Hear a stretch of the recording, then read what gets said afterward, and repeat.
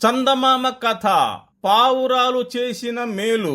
పూర్వం బాగ్దాద్ నగరాన్ని ఖలీఫా అనే రాజు పరిపాలిస్తూ ఉండేవాడు. అతడు దుర్మార్గుడు, చండశాసనుడు. ప్రజలు చేసిన ప్రతి చిన్న పొరపాటు కూడా మరణశిక్ష విధించేవాడు. అతడి పాలనలో ప్రజలు అడుగడుగున ప్రాణభయంతో జీవించేవారు. ఖలీఫా ఖచ్చితంగా పలానా గంటకి గడియలు విగడియలతో సహా నిర్దిష్ట కాలం ప్రకారం మరణశిక్ష విధించడం కోసం నగరం వెలుపల ఒక మండపం నిర్మించి అందులో ఒక పెద్ద గడియారాన్ని నెలకొల్పాడు.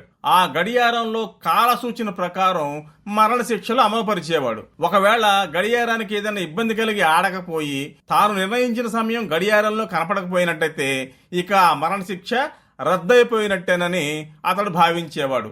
ఆ గడియారంపై అంత నమ్మకం రాజుకు. ఎప్పటికీ ఆ గడియారం చెడిపోదని ఖలీఫాకు దృఢమైన విశ్వాసం ఉంటూ ఉండేది. ఇదిలా ఉండగా బాగ్దాద్ నగరంలో నివసించే బాలాజీ సింగ్ అనే వ్యాపారస్తుడు ఒకసారి పొరపాటున ఖలీఫాకు నమస్కారం చేయకపోవడం సంభవించింది. అందుచేత ఖలీఫా బాలాజీ సింగ్కు ఆ మరుసటి రోజు సాయంకాలం 6 గంటలకు మరణశిక్ష విధించాడు. ఈ విషయం తెలుసుకుని సింగు దిగులు పడసాగాడు. అయితే సింగు దగ్గర ఉండే 4 పెంపుడు పావురాలు తమ యజమాని దుఃఖానికి కారణం తెలుసుకున్నాయి. తమను ఎంతో ప్రేమగా పెంచే యజమానిని ఎలాగైనా రక్షించాలని అనుకుని మరణశిక్ష విధింపబడే రోజు సాయంకాలం 3 గంటలకే గడియారం మండపం చేరి గడియారాన్ని ముక్కులతో గోడతో పొడిచి గీరి చెడగొట్టాయి. అందువల్ల గడియారం 3 గంటల దగ్గరే ఆగిపోయింది.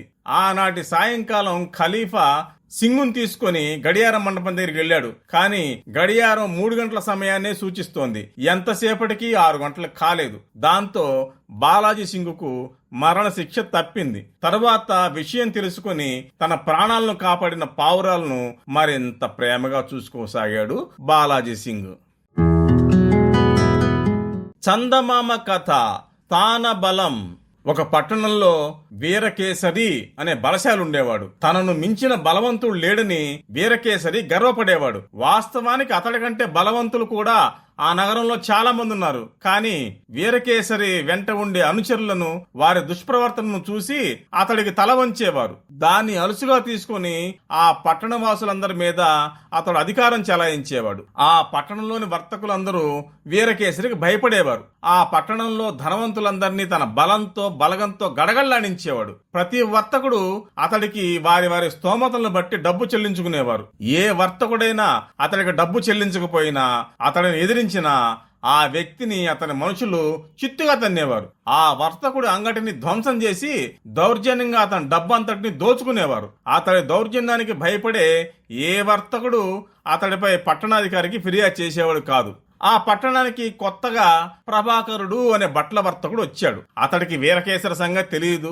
సాటి వర్తకులంతా వీరకేసరికి నెల నెలా కొంత ముట్ట చెబితే గాని నువ్వు ఈ పట్టణంలో వ్యాపారం చేయలేవు, అతనికి ఎదురు చెప్పకు అంటూ అతడికి సలహా ఇచ్చారు.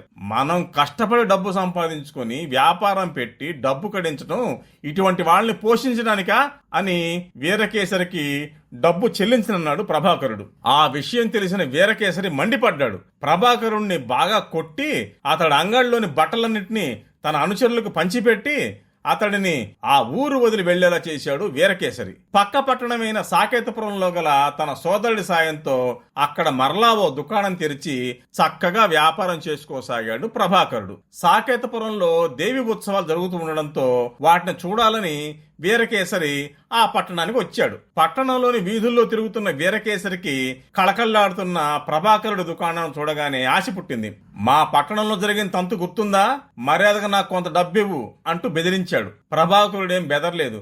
అయ్యలారా, ఈ దౌర్జన్యం చూడండి అంటూ చుట్టుపక్కల తిరుగుతున్న ప్రజల్ని పిలిచి వారికంతా చెప్పాడు. ప్రజలంతా వీరకేసరికి బాగా దేహశుద్ధి చేయడమే గాక రాజభటులకు అప్పగించారు. తన మనుషులు సాయం లేకపోయేసరికి వీరకేసరి ఏమీ చేయలేకపోయాడు. సాకేతపురపు రాజు వీరకేసరికి కఠిన కారాగార శిక్ష విధించాడు.